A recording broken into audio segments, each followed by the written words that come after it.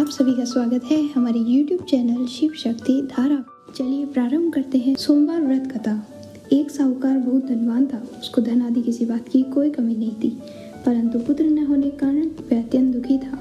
वह इसी चिंता में रात दिन रहता था और इसलिए वह पुत्र की कामना के लिए प्रति सोमवार शिव जी का व्रत और पूजन किया करता था। सायंकाल को शिव जी के मंदिर में जाकर दीपक जलाया करता था। उसके इस भक्ति भाव को देखकर एक समय श्री पार्वती जी ने शिवजी महाराज से कहा, हे महाराज, यह साहूकार आपका अनन्य भक्त है और सदैव आपका व्रत और पूजन बड़ी श्रद्धा से करता है। अंततः इसकी मनोकामना पूर्ण करनी चाहिए। शिवजी ने कहा कि पार्वती जी, यह संसार कर्म क्षेत्र है। जैसा किसान खेत में जैसा बीज बोता है वैसा ही फल काटता है, उसी तरह इस संसार में जैसा कर्म करते हैं वैसा ही फल भोगते हैं। पार्वती जी ने कहा कि महाराज, जब यह आपका ऐसा भक्त है और यदि इसको किसी प्रकार का दुख है तो उसको अवश्य दूर करना चाहिए, क्योंकि आप तो सदैव अपने भक्तों पर दया करते हैं, उनके दुखों को दूर करते हैं। यदि आप ऐसा नहीं करेंगे तो मनुष्य क्यों कर आपकी सेवा व्रत पूजन करेंगे।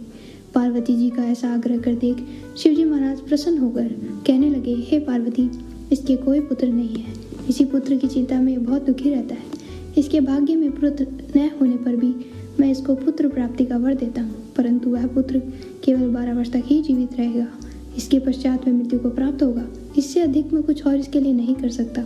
यह सब बात साहूकार सुन रहा था। इससे उसको न कुछ प्रसन्नता हुई न कुछ दुख हुआ। वह पूर्व व्रत वैसे ही शिवजी महाराज का सोमवार का व्रत और पूजन करता रहा। उस समय व्यतीत हो जाने पर साहूकार की स्त्री गर्भवती हुई और 10वें महीने उसके गर्भ से अति सुंदर पुत्र की प्राप्ति हुई। साहूकार के घर में बहुत खुशियां मनाई गई, परंतु साहूकार ने केवल 12 वर्ष की आयु जानकर अधिक प्रसन्नता प्रकट न की, न किसी को भेद बताया। जब वह 9 वर्ष का हो गया, उस बालक की माता ने उसके पिता से उसके विवाह आदि के लिए कहा, परंतु वह साहूकार अभी कहने लगा, मैं अभी इसका विवाह नहीं करूंगा और काशी जी पढ़ने के लिए भेजूंगा। फिर उस साहूकार ने अपने साले अर्थात बालक के मामा को बुलाया और उसको बहुत सा धन देकर कहा, तुम इस बालक को काशी जी पढ़ने ले जाओ। रास्ते में जिस जगह भी जाओ वह यज्ञ करते, दान देते, ब्राह्मण को भोजन कराते जाओ। इस प्रकार वे दोनों मामा भांजे सब जगह यज्ञ करते, ब्राह्मण को भोजन कराते जा रहे थे। रास्ते में उनको एक शहर पड़ा। उस शहर की राजा का कन्या का विवाह था और दूसरा राजा का लड़का जो विवाह के लिए बारात लेके आया था वह एक आंख से काना था। लड़के के पिता को इस बात की बड़ी चिंता थी कि कहीं वर को देख कन्या के माता पिता विवाह में किसी प्रकार की अड़चन पैदा न कर दें। इस कारण जब उसने अति सुंदर सेठ की लड़की को देखा तो मन में विचार किया कि क्यों न दरवाजे के समय पर इस लड़के से वर का काम ले लिया जाए। ऐसा विचार कर राजा ने उस लड़के और उसके मामा से कहा तो वे राजी हो गए। साहूकार के लड़के को स्नान आदि करा, वर के कपड़े पहना, घोड़ी पर चढ़ा, दरवाजे पर ले गए। बड़ी शांति सब कार्य हो गए। अब वर के पिता ने सोचा, यदि विवाह का कार्य भी इस लड़के से करा दिया जाए तो क्या बुराई है। ऐसा विचार कर उसके मामा से कहा, यदि आप फेर और कन्यादान का काम करा दे तो आपकी बड़ी कृपा होगी। हम इसके बदले आपको बहुत सा धन देंगे। उन्होंने स्वीकार कर लिया। विवाह का कार्य बहुत अच्छी तरीके से हो गया। परंतु जिस समय लड़का जाने लगा तो उसने राजकुमारी की चुंदरी के पल्ले पे लिख दिया कि तेरा विवाह तो मेरे साथ हुआ है, परंतु जिस राजकुमार के साथ तुमको भेजेंगे वह एक आंख से काना है और मैं तो काशी जी पढ़ने जा रहा हूँ। उस राजकुमारी ने जब अपनी चुंदरी पर ऐसा लिखा हुआ पाया तो उसने राजकुमार के साथ जाने से इनकार कर दिया। कहा कि मेरा पति यह नहीं है, मेरा विवाह इसके साथ नहीं हुआ है, वह तो काशी जी पढ़ने गया है। कुमारी के माता पिता ने अपनी कन्या को विदा नहीं किया। उधर बारात वापस चली गई। सेठ का लड़का और उसका मामा उसी प्रकार काशी जी पहुंच गए। वहां जाकर उन्होंने यज्ञ करना, लड़के ने पढ़ना शुरू कर दिया। जब लड़के की आयु 12 वर्ष की हो गई तब एक दिन उन्होंने यज्ञ रच रखा था कि उस लड़के ने अपने मामा से कहा, मामा जी, आज मेरी तबीयत कुछ ठीक नहीं। मामा ने कहा, अंदर जाकर सो जाओ। लड़का अंदर जाकर सो गया और थोड़ी देर पश्चात उसके प्राण निकल गए। जब उसके मामा ने आकर देखा तो वह मुर्दा पड़ा था, तो उसको उस बात का बड़ा दुख हुआ और उसने सोचा, यदि मैं अभी रोना पीटना मचा दूंगा तो यज्ञ कार्य अधूरा रह जाएगा।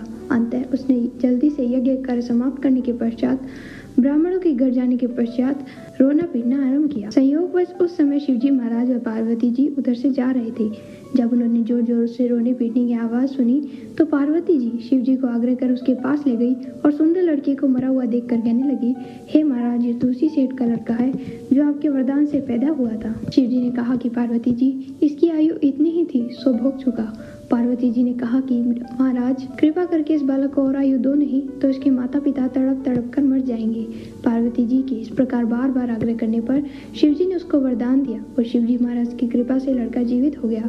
शिव पार्वती जी कैलाश चले गए तब वह लड़का, उसका मामा, उसी प्रकार यज्ञ करते हुए अपने घर की तरफ चल पड़े। रास्ते में उसी शहर में आए जहाँ पर उस लड़के का विवाह हुआ था।